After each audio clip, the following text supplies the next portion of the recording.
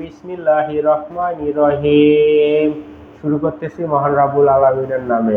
আসসালামু আলাইকুম। দেখেন, বিয়ে শাদীর ব্যাপারটা এটা আল্লাহ তাআলার রহমত। বিয়ে শাদী না হলে এই পৃথিবীতে সুসম্পর্ক থাকবে না। কারণ একটি ছেলে একটি মেয়েকে বিয়ে করবে, সেখানে আত্মীয় স্বজন বাড়বে, সন্তানাদি দুনিয়াতে আসবে। এইভাবে আমরা মানে সম্পর্কের একটা সেতু বন্ধন তৈরি হবে। মানে আমরা একটা সম্পর্কের মাঝে থাকবো। এই জন্যই তো বিয়ে শাদী। তো যারা এখন পর্যন্ত বিয়ে করেননি তাদের জন্য বলতেছি, আপনারা অনেক সুখে আছেন, শান্তিতে আছেন। এবং এই সুখে শান্তিতে আপনারা থাকেন, সে দোয়াই করি। কিন্তু সেটা কতদিন? বিয়ের আগ পর্যন্ত। বিয়ে করলেই কিন্তু আপনারাও অসুখী হয়ে যাবেন। সেই জন্য যে বিয়ে করবেন না এমন চিন্তা ভুলেও করবেন না, কারণ বিয়ে করতে হবে। বিয়ে না করলে আপনি কখনোই জান্নাতে যেতে পারবেন না। কারণ বিয়ে করতে হবে, বিয়েটা একটা বিশাল ফরজ কাজ। এটা করতেই হবে। তো এখন এই বিয়ে শাদী করতে গিয়ে আপনাকে চিন্তা ভাবনা করে বিয়ে করতে হবে। কোথায় করতেছেন, কোন মেয়েটা কি করতেছেন, এটা হচ্ছে মূল বিষয়। কারণ ভুল জায়গায় যদি বিয়ে করেন তাহলে আপনার জীবন শেষ। তারপর ভুল জায়গায় কখনোই বিয়ে করা যাবে না। আরে দেখে শুনে বিয়ে করেও তো সমস্যা। তারপরেও বলতেছি যে হলো বিয়েটা একটু দেখে শুনেই করবেন। কারণ আপনার সংসারে যে মেয়েটা আসবে সে এসেই কিন্তু তছনছ করা শুরু করে দিবে। আপনার সংসারের কোনো কিছুই ঠিক রাখবে না। এমনভাবে সে মাতবরি করা শুরু করে দিবে, সে সব জায়গা দখল করে ফেলবে। রান্নাঘর থেকে শুরু করে আপনার ঘর পর্যন্ত দখল করে ফেলবে। দেখেন, সে আসছেই দখল করার জন্য। সে মানে এত বড় মাপের মাতবর হয়ে যাবে যে সেখানে আপনার বাবা মা যে আগে মাতবর ছিল তারা ভুলেই যাবে যে আমরা মাতবর। আপনি যে সংসারে মাতবরি করতেন আপনিও ভুলে যাবেন যে আপনি মাতবর। সে কিন্তু সব জায়গা দখল করে ফেলবে। সে নিজে হয়ে যাবে মাতবর। তাই ভালো জায়গা দেখে শুনে বিয়েটা করবে। যে একটু আগে বললাম না, যে দেখে শুনে বিয়ে করার পরেও তো বিপদে আছে। তো যাই হোক, তারপরেও ভালো জায়গায় দেখে শুনে বিয়ে করবেন। বিয়ে শাদীটা দেখে শুনেই করতে হবে। এখন এই যে মাতবরের বিষয়টা, এখন এই মাতবর সাহেব কি মাতবরি করতেছে আপনি ভালো করে পর্যবেক্ষণ করে দেখেন। দেখলে আপনি অবাক হয়ে যাবে যে ওই সংসারে আপনারা সবাই জিরো, সেই হিরো। এখন হিরো হয়ে বসে আছে। তার কথাতেই সব কিছু হয়। তা আমি বলতেছি কি, এখন মেয়েরা এখানে আমার ভিডিওটা দেখবে আর অবাক হয়ে যাবে, এই বেটা তো আমাদের বিরুদ্ধেই বলতেছে। হ্যাঁ, আপনাদের বিরুদ্ধেই বলতেছি। একটু সজাগ করার জন্য। কোন বিষয়ে সজাগ করার জন্য? একটু সজাগ হলে আপনি জান্নাত লাভ করতে পারবেন। আর যদি সজাগ না হন তাহলে জাহান্নামের আগুনে পুড়তে হবে।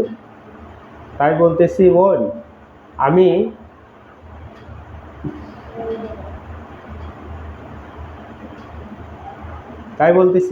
আমি কারো বিপক্ষে নই। আমি আপনাদেরই বিপক্ষে। কেননা আমি হলো জান্নাতের বিপক্ষে। আমি আপনাদেরই পক্ষে, আপনাদেরই পক্ষে। আমি হলো জান্নাতের পক্ষে। আমি চাই যে আপনারা সবাই জান্নাতে যান। আর এভাবে অন্যায় অত্যাচার করলে কখনোই তো জান্নাত পাবেন না। ঠিক আছে? এই যে সংসারে আসছেন, মাতবরি করতেছেন, করেন। সব বিষয়ে মাতবরি করেন। মাতবরি করতে হবে, কারণ আপনি তো ঘরের বউ। আর ঘরের বউ মাতবরি করবে না তো কে করবে? করেন মাতবরি এই জায়গায় করেন যে বাবা, আপনি শ্বশুরকে বলেন বাবা আপনি এখনো ওষুধ খাননি, এখানে মাতবরি করেন। শাশুড়িকে বলেন মা এখনো দুপুরের খানাটা আপনি খাননি, এখানে মাতবরি করেন। এই ধরনের মাতবরিগুলি করেন। ঠিক আছে? অন্যায় অত্যাচারের মাতবরি কখনো করেন না। হ্যাঁ, শ্বশুর শাশুড়িকে দেখতে পাচ্ছেন না, অত্যাচার করতেছেন, ননদের উপরে অত্যাচার করতেছেন, ওইদিকে দেবর ভাসুরের উপরে অত্যাচার করতেছেন, এগুলি কখনো করবেন না। এগুলি করা ঠিক না। আরেকটা জিনিস, আপনি যদি এগুলি করেন তাহলে আপনার বাড়িতেও কিন্তু এগুলিই হচ্ছে, সেম কাহিনী হচ্ছে। হ্যাঁ, কোথায় হচ্ছে সেটা আপনি আপনার বাবার বাড়িতে গেলে টের পান। ওখানে গেলে পাড়া প্রতিবেশী বলে যে তোর ভাবি তোর বাবা মার সঙ্গে খুব অন্যায় অত্যাচার করে, তখন তো আপনার মাথা ঠিক থাকে না, রাইগা যান। এমনকি পাড়া প্রতিবেশী না বললেও আপনি অনেক সময় কিন্তু বেড়াতে গেলে তারা ভাবির আচরণে কিন্তু আপনি বুঝতে পারেন, তখন কিন্তু আপনি ছাড় দেন না। তার সঙ্গে আবার অনেক ঝগড়াঝাটি করেন। তাহলে আপনার কি তখন মনে হয় না যে আমি যে অন্যদের সংসারে গিয়ে যা এটা করতেছি, অন্যের সংসারে আমার বাবার সংসারেও তো হলো সেম ঘটনাই ঘটতেছে। তাহলে দুনিয়ার ধার দুনিয়াতেই শোধ, একটা কথা আছে না, তাই তাই আপনি এখানে এটা করতে পারেন, আপনি ভালো হয়ে যান। এখন বলবেন যে আমি যদি ভালো হয়ে যাই আমার ওই ভাবি তো ভালো হবে না, না হলে নাই, সেটা তার ব্যাপার, কিন্তু আপনি তো জান্নাতে যেতে পারবেন। এখন আরেকটা জিনিস, আপনি হলো ভালো হয়ে তারপরে এসে আপনার ভাবিকেও ভালো হতে পরামর্শ দেন। একদিন দেন, দুদিন দেন, একদিন দুদিন দিতে দিতেই একদিন না একদিন সেও ভালো পথে আসবে। আর যদি সবশেষে নাই আসে, আপনি তো ভালো হয়েছে, এটাই আপনার সান্ত্বনা, এটাই আপনার সার্থকতা। তা আপনি ভালো হয়ে যান। সংসারে গিয়ে এই যে অন্যায় অত্যাচার যা মেয়ে মানুষরা যে করে থাকে, কি শান্তি পায় বলেন তো? কোনো শান্তি কিন্তু পায় না।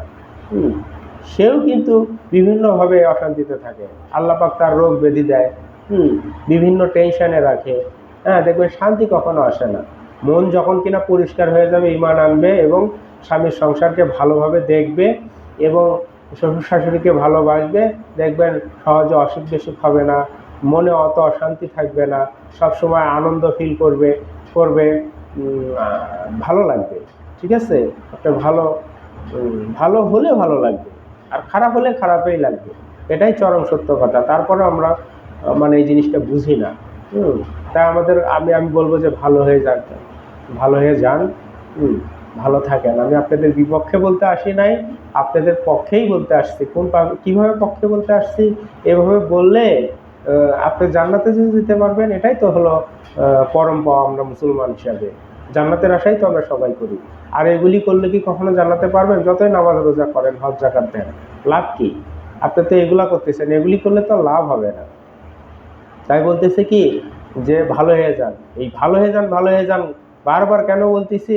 আসলেই মেয়ে মানুষকে ভালো হতে হবে। ভালো যদি না হন, তাহলে আমরা কোনো দিনেই এই সমাজ কোনোদিন ভালো হতে পারবে না। একটি মেয়ের কাছ থেকে সমাজ শিক্ষা লাভ করে, জানেন? কারণ আপনার সন্তানটা আপনার কাছেই শিখবে, শিখে ধীরে ধীরে ধীরে ধীরে বড় হবে। আপনার স্বামীও আপনার কাছে শিখবে, অনেক কিছু শেখার আছে। আপনার শ্বশুর আপনার কাছে শিখবে, আপনার শাশুড়ি আপনার কাছে শিখবে, আপনার ননদও আপনার কাছে শিখবে, আপনার ভাসুর দেবরও আপনার কাছে শিখবে। মায়ের জাত সবসময় শিখাবেই, আর আমরা শিখব। কত উঁচু জায়গায় আছেন জানেন? যারা শিখায় তারা উঁচু জায়গায় সবসময় থাকে। উঁচু জায়গায় থেকেও কি আপনাদের মন ভরে না? তাহলে নিচু জায়গায় কেন আসে? নিচু কেন হয়? খারাপ কাজ করলেই নিচু হয়ে যাবেন। তাই খারাপ কাজ কখনো না করে ভালো জায়গায় থাকুন। শিখান, মানুষকে ভালো রাখেন, একটি সংসারকে ভালো রাখেন। একটি সংসারকে ভালো রাখেন, তাহলে আপনার পাশের যে ভাবি আছে সে আপনাকে দেখে শিখবে ভালোটা, তার সংসারে সে ভালো থাকতে পারবে।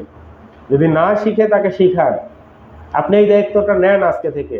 আপনি পাশের ভাবিকে শিখান, আপনি শিখেন, আপনি ভালো থাকেন, পাশের ভাবিকে ভালো থাকতে দেন। এইভাবে পুরা গ্রামটা একসময় দেখবেন আপনার ভালো হয়ে গেছে, পুরা মহল্লাটা আপনার একসময় দেখবেন ভালো হয়ে গেছে।